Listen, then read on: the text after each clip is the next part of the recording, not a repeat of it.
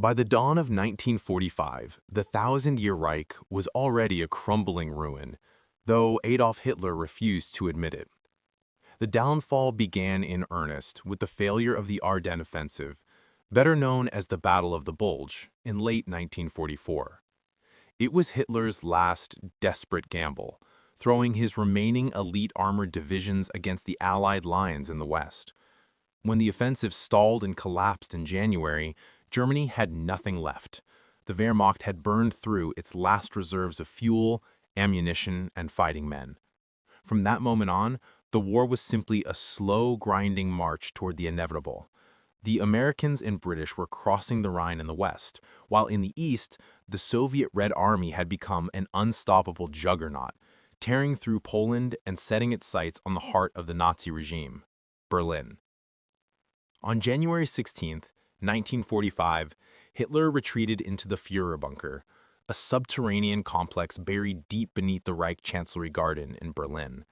This concrete tomb became the stage for the final, claustrophobic act of the war.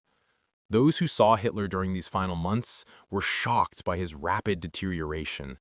The man who had once mesmerized millions with his oratory was now a physical wreck. He suffered from pronounced tremors in his left hand, likely a symptom of Parkinson's disease, and dragged his left leg when he walked. His eyes were glazed, his skin pasty from a lack of sunlight, and his mood swung violently between bouts of lethargic depression and explosive screaming rages. He was kept functioning only by a cocktail of opiates and stimulants administered by his personal physician, Theodor Morell. As the spring arrived, the reality inside the bunker became completely divorced from the destruction happening above ground. While the Red Army encircled Berlin, shelling the city into rubble, Hitler spent his days hunched over maps, ordering divisions that had long since ceased to exist to launch counterattacks. He spoke of miracle weapons that would turn the tide, and believed the alliance between the US and the USSR would fracture at any moment. The breaking point finally arrived on April 22, 1945. During a military conference, Hitler was informed that a counterattack he had ordered to be led by SS General Felix Steiner had never happened because Steiner simply did not have the troops. For the first time, the delusion shattered.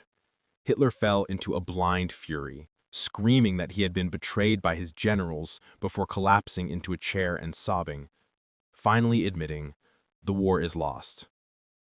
The final week of April was a surreal mix of domestic banality and apocalyptic horror.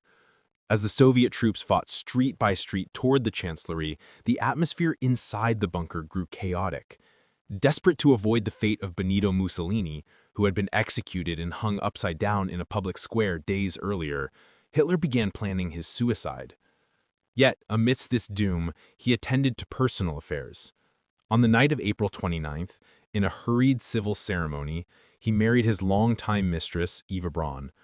Shortly after, he dictated his last will and testament.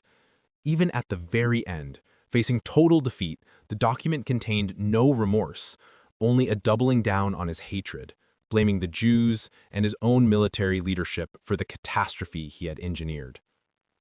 On the afternoon of April 30th, 1945, the end finally came. With the Soviet army only a few blocks away, Hitler and Eva Braun said their final goodbyes to the remaining bunker staff, including Joseph Goebbels and his family. They retreated into Hitler's private study. At approximately 3:30 p.m., a single gunshot rang out. Hitler had bitten into a cyanide capsule and shot himself in the right temple. Eva Braun had taken cyanide. In accordance with his strict orders, their bodies were wrapped in blankets, carried up the stairs to the shell-pocked Chancellery Garden in Berlin, doused in petrol, and set on fire. As the flames consumed the dictator, the Soviet artillery continued to rain down. 7 days later, Germany surrendered unconditionally, ending the nightmare of World War II in Europe and leaving Hitler as little more than a dark shadow in the history books.